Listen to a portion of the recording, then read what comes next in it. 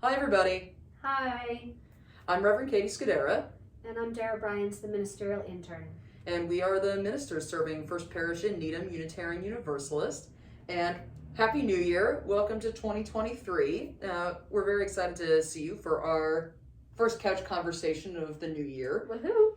And we, every month, have a theme of the month at First Parish that we integrate into the various parts of our ministry here at the congregation. So that's our Sunday services, our small groups, our lifespan religious ed. And this month, for January 2023, the theme is thresholds. And one of the things we've been talking about is that how common it is this time of year for, it's a threshold, it's a whole new year. I should make new resolutions. You all know that. That's a very popular thing. It is. And what we've been discussing is like, what kind of resolutions are you making? Because I know for myself, there's been, I've been inundated on social media with all those ads for like, here's your Join local a gym. Use your local gym. Have you tried this new diet plan? Like, have you bought this thing the notebook that'll change your life? And Look it at this will. this beautiful bullet journal. Sometimes it does, apparently, but For some people. there's a lot of consumerist ideas and things having to do with body negativity coming through from the dominant culture. Body beautiful, right? Yeah. Yeah, instead of body reality. And body happiness. And body happiness. Thanks, body. Yeah. And inner beauty. Yeah. Well, and so we were talking about how our UU values lead us to different kinds of resolutions. They call us to make other resolutions, set other goals. I didn't know, did you want to talk about then like kind of the inward spiritual practices, things like that could be different? Yeah. Reverend Catie and I were talking about the ways in which our values call us on a spiritual journey that is inward facing rather than the outward, improve your body, eat healthy, but rather the inward. How do we nourish our souls and our spirit? And we were talking about various practices, and we realized that here at First Parish, we have so many of these practices already in place that people can take advantage of. And just on Sunday, when I was doing the announcements, talking about, on Thursdays we have writing escapes, and then Vespers, and meditation ministries, and creative escapes on Fridays. And there are so many ways that we can look inward and nurture our souls while we're in community here at First Parish. Absolutely. It's those are just the Zoom things that are happening every week, but then we have the small groups that meet twice a month at various times of day to accommodate their members. They talk about the themes of the month and check in with each other. Our kids and teens, every Sunday there's open religious exploration in the mornings for our younger kids. Our teens meet in the late afternoons. But these are all parts of sort of these could be a new rhythm, a new habit of life, once you plug into them.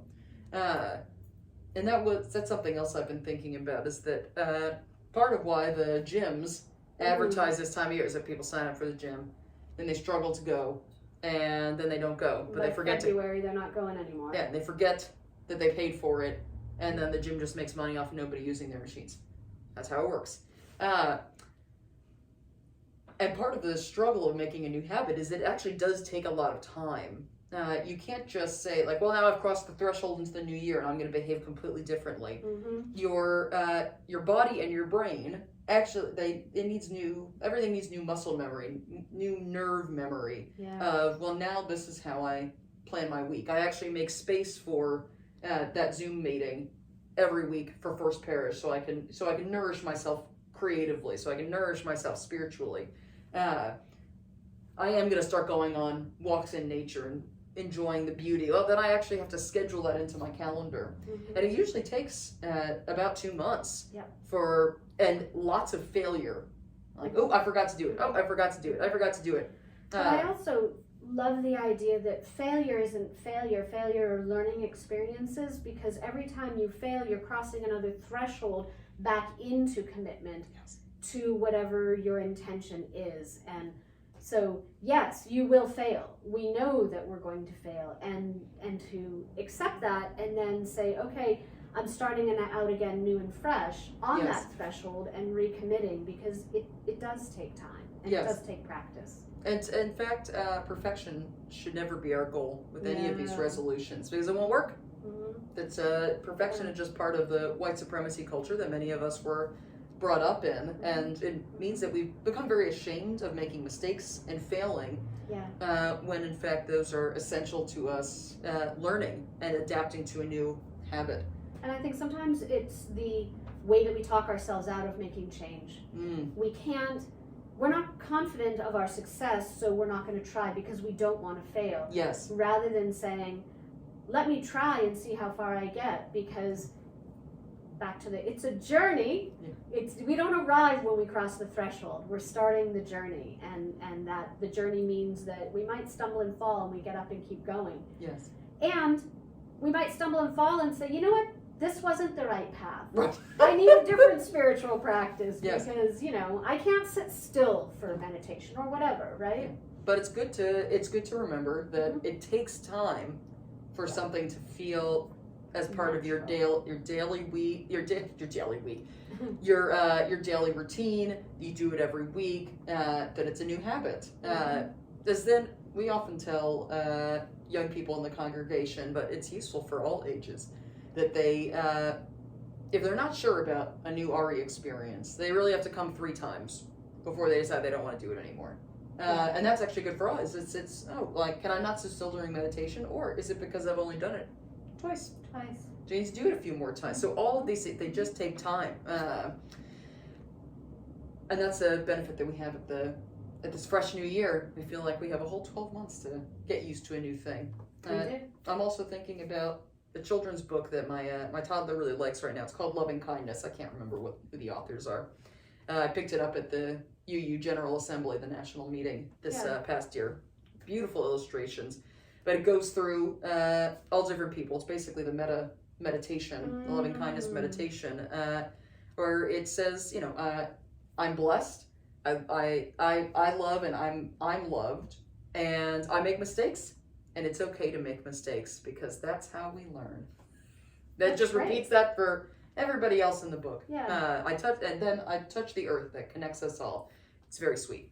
But that's always good to remember. I will make mistakes, and mistakes are okay, because that's how we learn.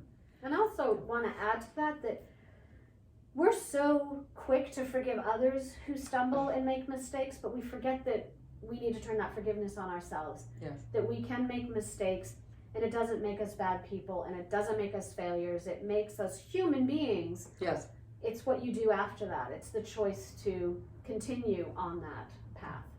Yeah, so we're curious what kinds of resolutions you might be making here now that we're in January, and how they align with our Unitarian Universalist values. Mm-hmm. And if you struggle with making mistakes, feeling shame about that, worrying about failure, and you can comment wherever you're watching this video, or you can send us an email. Our email addresses are on the congregation's website, uuneedham.org, and we hope that you'll be making a new habit to watch our videos, to come to Sunday services, to join some of our affinity groups. We hope that First Parish will be part of your your resolutions for the new year. So we hope to see you soon. Bye. Bye now.